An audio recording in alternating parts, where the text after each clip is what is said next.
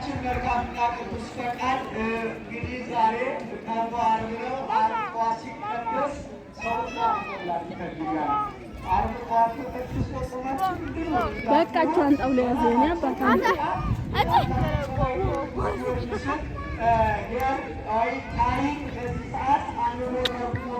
በቃ እንግዲህ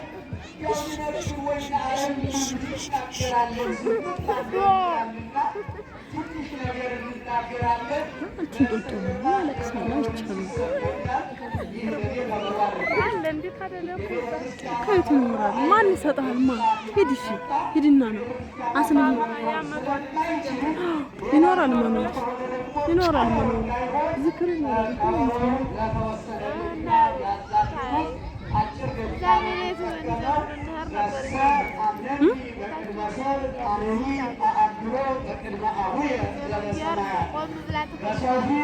የሚመሰክርልን እኔም ለሰማይ አባቶች እመሰክርለታለሁ። የማቴዎስ ወንጌል ምዕራፍ 10 ቁጥር 32 ላይ የተመዘገበ ኃይለ ቃል ነው። ይህንን ቃል የተናገረው ሰማይና ምድር ያልፋሉ፣ ቃሌ ግን አያልፍም። የማይሆነውን የማይደረገውን የማይናገር የተናገረውን የሚናገር አምላካችን መድኃኒዓለም ክርስቶስ ከእነዚያ ምን ይሰራል እስካሁን እዚህ ወደፊት ጣፋንታቸው እንደሆነ በዓለም ላይ ግን እንደሚገጥማቸው መጨረሻቸው ግን እንደሚሆን አምላካችን ቅዱሳን ሐዋርያትን ሰብስቦ ቅዱሳን ሐዋርያት መመሪያ የተናገረ ኧረ ይኸኛው ይምጣ። ኧረ እድሌ ሰዎች በሰው ፊት ለሚመሰክርልን እኔም በሰማይ አባቴ ፊት እመሰክርለታለሁ የሚለው ኃይለ ቃል ነው። ከቤተ ክርስቲያኗ ሥርዓትና ውሃ ከየት ይገኛል? እዚህ ና የባባን ጠጣ ትንሽ የለም አዛው አለ ይቻለው ይላል። ሂዱና አብራችሁ ጠጡ ጸበል። ኧረ የማይባል ስጭ። እሱ ውዳሴ ማርያምን ተቀበዩ። ልንሄድ ነው በይና ተቀበዩ ውዳሴ ማርያምን መጀመሪያ። ቆይ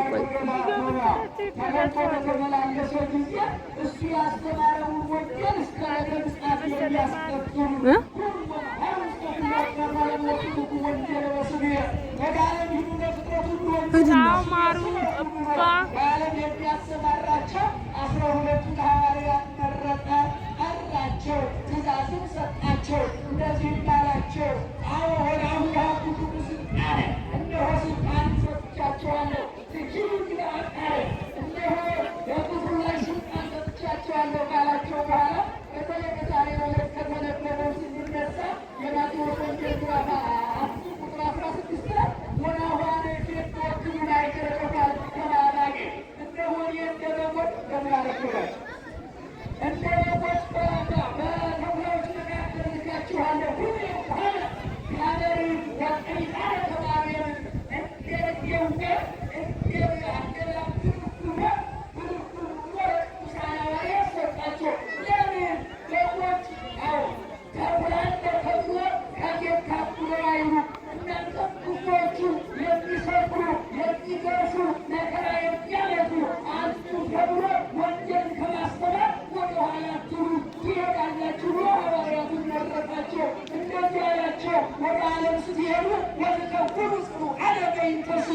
ስለ ስሜ የተጠላችሁ ትሆናላችሁ።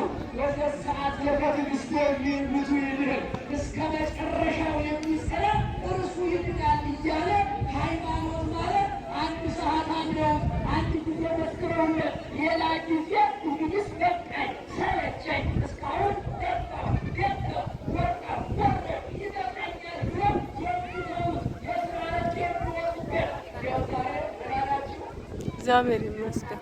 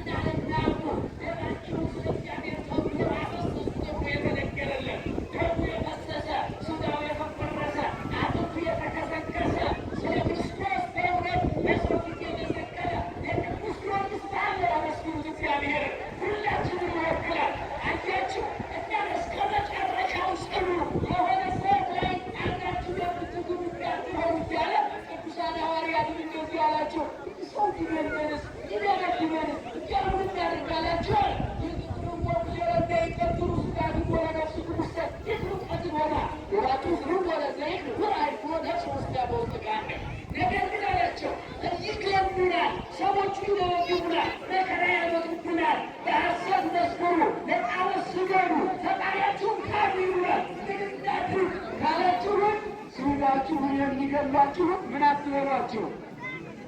ምን አትበሏቸው? ነፍሳችሁን መግደል አይቻላቸውምና፣ ነገር ግን ነፍስን ስጋን አንድ አድርጎ በገሃነም ማጥፋት የሚችለው እርሱን ፍሩ አላቸው። እንዲህ ያላቸው ይህንና የሕዝቡ ማሰሪያ እንደዚህ አላቸው። በሰው ፊት የሚመሰክርብኝ በሰማይ አባቴ እመሰክርለታለሁ፣ በሰው ፊት የሚክደኝ በሰማይ አባቴ ፊት እክደዋለሁ ብሎ ለቅዱሳን ሐዋርያት ነገራቸው። ለቅዱሳን ሐዋርያት ይህ ስንቅ ሆናቸው። ይህ ስንቅ ይዘው ወደ ዓለም ዞሩ፣ ወንጌልን ሰበኩ። እነሱ ሲያልፉ ሰማዕታት ተተኩ። ከሰማዕታት መካከል ያ ታላቁ ሰማዕት ቅዱስ ጊዮርጊስ በተለይ ለእኛ ለኢትዮጵያውያን ቀሰለመስሎ የሚጠራ ያ ቅዱስ ጊዮርጊስ በዚያ በ237 ዓመት ደረቅ አካባቢ በልዳ አካባቢ ያ ቅዱስ ጊዮርጊስ ከአባቱ ከእናቱ አባቱ ዞሮቶስ እናቱ ክርስቲያ ይባላሉ። ጥር 20 ቀን ቅዱስ ጊዮርጊስ ወደዚች ምድር መጣ። ጥርሱን ታውቋችሁ? የ237 ይላሉ ታሪካቶች የታሪክ ስንቶች አይነቱ ታሪካቶች ያ ቅዱስ ጊዮርጊስ ከመስፍን ከባለስልጣን ተወለደ። ከባለስልጣን ከተወለደ ቅዱስ ጊዮርጊስ ነገ የሚጠብቀው ዕጣ ፈንታ ባለስልጣን መሆን ነው። አሁን የአባቱ ስልጣን መያዝ ነው። ቅዱስ ጊዮርጊስ ተወልዶ 10 ዓመት ሲሆነው አባቱ ደጋስ ክርስቲያኖች የዚህ ዓለም ስልጣን ከቦታ ያድኑ ያቃልላሉ ያይናል ባለስልጣናችን ቦታ ባላቶችን ቦታ አይኖሩ ለቃስ ከዚህ ዓለም ብቻ አይደለም ከዘላለማዊ ዛት የሚያድነው ከእግዚአብሔር ጋር መኖር ነው። አያችሁ አባቱ ምድራዊ ባለስልጣን ነው። ስልጣኑ፣ ሀብቱ፣ እውቀቱ ከቦታ ያዳነው ገና ልጁ ለአቅመ አዳም ሳይደርስ አባቱ ሞተ። ልጁ ቅዱስ ጊዮርጊስ ከሌላ ክርስቲያን ለሚኖ እስከ 20 ዓመት ቆየ። በ20 ዓመቱ ቅዱስ ጊዮርጊስ እንደኔ ቆት ትምህርት ቤት አልገባም። እናንተ ወንጌልም ቃላው ንባብ ትርጓሜ ምስጢር አንድ ብሎ አልተረጎመም። ያ ቅዱስ ጊዮርጊስ ወታደር ሆነ። ጦር የሚወረውር ቀስያ ፈረስ የሚያሰግር ሆኖ ቅዱስ ጊዮርጊስ አደገ። ሲያድግ ግን ሃይማኖቱን እያወቃል። ምኑ እያወቃቋቸው ሃይማኖቱን እያወቃ አደገ። እንዲሁ ነው ቅዱስ ጊዮርጊስ አሁን ያግባ ልጅ ይውለድ ስልጣን ያዝ ሲባል ይሁን እግዚአብሔር ስላልፈቀደ ያ ቅዱስ ጊዮርጊስ ያሳደገው ሶስት ልጆች አባቴ ሙቷል፣ አሳዳጊ ሙቷል፣ ስልጣን የሚያዛርና ቅዱስ ጊዮርጊስ ወታደሮቹን አስከትሎ ስልጣኑ ሊይዝ ሰባ ነገሥታት ወደ ተሰበሰቡበት ከዚች ከልዳ አካባቢ ከፍልስጤም ወደ ኢራን ፋርስ ባቢሎን የመካከለኛው ምስራቅ ነው። የቅዱስ ጊዮርጊስ ታሪክ የሚያተኩረው መካከለኛው ምስራቅ ላይ ነው። ወደዚያ ሲጓዝ ይገርማችኋል፣ አንድ ያልነገር ያልጠበቀው ነው ያላሰበው ነገር ጠበቀው። ምንድን ነው ካላችሁት ሰዎቹ ተሰብስበው እግዚአብሔርን ክደው ለጣዖት ይሰግዳሉ። እግዚአብሔር ከዚህ ሁላችንን የሚጠብቀን። ሁሉም ተሰብስበው አይን ወሞች ገዩስ ወሞች ሰሚያሱ ወሞች ያጸሉ። አይን ያላቸው አያዩ፣ እጅ ያላቸው አይዳስሱ፣ ጆሮ ያላቸው አይሰሙ ተብሎ በተሰብ ሰው የሰራቸው አማልክት ሁሉ ለአሕዛብ ሰዎች ተሰብስበው የሰዎቹ አማልክት የአሕዛብ አማልክት የወርቅ ቅርጽ ናቸው። ይዘይነጋለናየው የሶስት ሰዎች ናቸውና ለእነሱ ሰው ይሰግዳል። ቅዱስ ጊዮርጊስ ገደለ እንዴ አዎ ይስኪ ሁሉ ወርቅ ሶስተ ሰማይ ወዘውስተ ምድር ወዘታሕት ያለምን በሰማይ ያለው በምድር ያለው ከምድር በታች ያለው ለክርስቶስ ስገድ ይላል መጽሐፍ። ለማን ይስገድ? የሚሰገድለት አምላክ ከሰማያት የወረደ ሥጋውን የቆረሰ ደሙን ያፈሰሰ ሞትን ድል አድርጎ የተነሳ አምላክ እያለ እንዴት ለጣዖት ይሰገዳል አለና ቅዱስ ጊዮርጊስ ሀብቱን ሽጦ ሰራዊቱን አሰራጭቶ በነገሥታቱ ፊት በሰው ፊት ተመስከር ማለት ያልኳቸው ይሄ ነው። እነሆ እንደዚህ አለ አንሰ ክርስቲያናዊ አምር በእግዚእ ኢየሱስ ክርስቶስ ዘወረደ እምሰማያት ወተወልደ እምድንግል ወተሰብአ አቡሁ በትንሣኤ ወተንሥአ። እኔ ከሰማየ ሰማያት ከወረደው እኔ በሉላድ ላይ እኔ ከሰማየ ሰማያት ከወረደው ከሰማየ ሰማያት ከወረደው ከድንግል ማርያም በተወለደው ከድንግል ማርያም ከተወለደ ስጋን በተዋሃደ የሁሉ መከራ ለእኔ ብሎ ሞትን ድል አድርጎ በተነሳው በክርስቶስ አምናለሁ። እናንተ ይህንን ማለት እንዲያሁን ያለበት ላይ ቁመን እንደምንናገረው ቀላል አይመስላችሁ።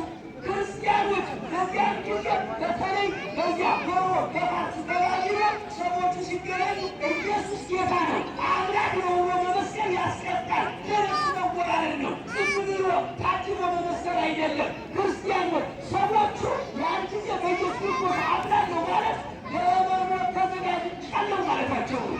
ዛሬ እኮ እኛ በነፃነት ነው የምንመላለሰው። ዛሬ እኮ እኛ ክርስቲያኖች አይገርማችሁም? አሁን ምሕረቱ ላይ አዎ ወንታሮ ተዘጋጅቶልን ናይቶቻችን ላይ ይዘን መስቀል ጨብጠን እንደዚህ እንላለን። ክብር ለስሙ ይሁንልን። አያችሁ ክርስቲያን ያን ጊዜ እንዳሁኑ ቀላል አይምሰላችሁ። በኢየሱስ ክርስቶስ አምናለሁ ፈጣሪ ነው አምላክ ነው በመስቀል ቀጥታ ወደ ሞት ነው የሚያመራው ያሱ ወደ ሞት ነው የሚያመራው። እንዲያው በሮም ክርስቲያኖች በሮም ሰዎቹ ሮም ላይ እያደርጋሉ ካላችሁን ሲገናኙ ለምን አደራችሁ? ዛሬ እኛ ስንገናኝ በተለይ በበዓለ ሃምሳ ክርስቶስ ተንሥአ እሙታን በዐቢይ ሥልጣነ አሰሮ ለሰይጣን ብለን ክርስቶስ ከሙታን መካከል ተለይቶ ተነሳ ብለን ሰላምታችን ዘላለማዊ ነው የኛ። በዚያን ሰዓት ሰዎቹ ሲገናኙ ክርስቶስ ከሙታን ተለይቶ ተነስቷል አይደለም የሚሉት። ቄሳር ጌታ ነው። ቄሳር ምንድን ነው? እግዚአብሔር ይመስገን አይባልም። ቄሳር ጌታ ነው ያላለ ይገደላል። ቄሳር ጌታ ነው ያላለ ይሰቀላል። ቄሳር ጌታ ነው ያላለ ሀብቱ ይዘረፋል፣ ቤቱ ይደረደራል፣ ያለው ይቀራል። ክርስቲያኖች ግን ደግሞ በልብሳቸው ተወራርደው ቄሳር ጌታ ነው ሲሉ ኢየሱስ ክርስቶስ ጌታ ነው ብሎ ይመልሱበታል። ማን ጌታ ነው የሚመልሱ? ቅዱስ ጊዮርጊስ ይህንን አለ። በሰዎች በመስቀል ጀመር። ሰዎቹ ግራ ገባቸው። ብዙ ዓመት እንዲያድርገናል ለጣዖት እንዲሰግዱ ፈጣሪያቸው እንዲከብሩ ብዙዎቹን አድርገናል። ይህ ዛሬውስ ምን አይነት ሰው ነው? እነሆ ከሰማየ ሰማያት ከወረደው አይሁድ ሰቅለው ነው ሰቅለው ገደል ነው ያሉት። ነገር ግን ከፍ አድርጎ በተነሳው አንዳንድ ይወጣል ገና ፈላ ምንድን ነው ብሎ ሲጠየቅ ቅዱስ ጊዮርጊስ አባቱ ሲጠራ መስፍን ነው ባለስልጣን ነው። ቅዱስ ጊዮርጊስ ሲጠየቅ ስልጣን የሚገቡ አይነት ነው ባያልቁ ምድራዊ ስልጣን እያለን የማያልቅ ስልጣን እያለን በጣም ስልጣን እሰጥሃለሁ፣ የዚህ ሚኒስቴር አደርግሃለሁ፣ የዚህ ሚኒስቴር አደርግሃለሁ፣ የመከላከያ ሚኒስቴር አደርግሃለሁ፣ የገንዘብ ሚኒስቴር አደርግሃለሁ።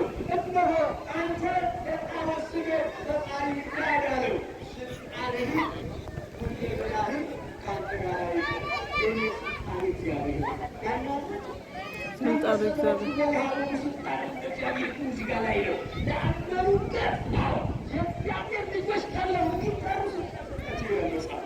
ዮሐንስ ምዕራፍ 1 ቁጥር 12 ላይ የእግዚአብሔር ልጅ ተብሎ መጠራት ትልቅ ባለስልጣን እንደሆነ አይገባችሁም? አባታችን ወይ ይሄ የምትሉ እንዲህ ተብሎ መጠራት የእግዚአብሔር ልጅ ተብሎ መጠራት እኮ ትልቁ ባለስልጣን ነው። በምድር ላይ እኮ ባለስልጣንም ስልጣንም አለመሬት ነው የማይቀረው ከመንጋራ ነው ነው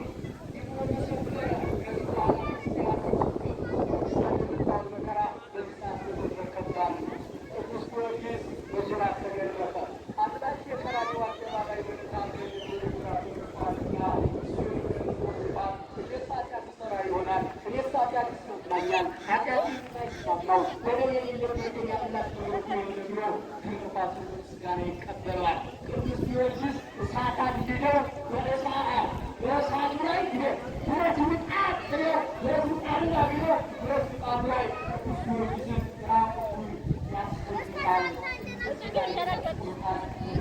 ይፈሱታል። እግዚአብሔር ግን ከሞት ያስነሳዋል። ክብር ለእግዚአብሔር ይሁንልን። እንዲህ በመከራ እናንተ ቅዱስ ጊዮርጊስ በመከራ ውስጥ እያለ እንዲህ አለው ሌሊት ባለነፍስ እስከ አስራት ወደ ዝንቱሩ ይህንን ክፉ ያህል እስካሳፍረው ድረስ ነፍሴን አትውሰዳት መልካም ሰር ይጋደል ብሎ እግዚአብሔርን ጠየቀው። እንደ ክርስቲያኖች እኔና እናንተ እኮ መከራ ሲመጣልን አሩቅልን መከራውን አታምጠብ ጸሎታችን መከራ የሚወዳል አርብ እኮ አልወዳት አሁን ነው አርብን አልወደው ትወደኛለች እሁድ ነው አርብ ሲገቡ አይደለም እሁድ ወቀሳ